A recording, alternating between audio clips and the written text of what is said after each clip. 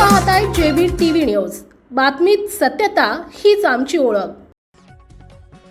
मतदान प्रक्रियेत अनागोंदीचा कारभार, महापालिका निवडणूक गोंधळात, मतदान प्रक्रियेवर शिवसेनेचे सवाल। धुळे शहरातील मतदान प्रक्रियेमध्ये अनागोंदी कारभार सुरू असल्याचा आरोप शिवसेना महानगर प्रमुख संजय वाल्हे यांनी केलाय। वाल्हे यांच्या पत्नी प्रभाग क्रमांक 10 मध्ये उमेदवार आहेत। ते सकाळी मतदानासाठी आले, त्यावेळेस त्यांना त्यांचे मतदान केंद्र सापडलं नाही। त्यानंतर त्यांनी हा आरोप केलेला आहे।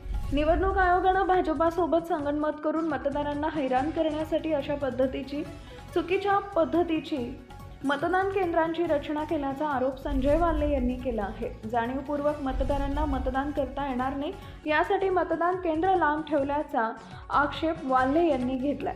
मतदारांना मतदान कुठे करायचं याची कल्पना नसल्याचा वाल्हे यांचा आरोप आहे। मुख्य संपादक जतीन बोरसे।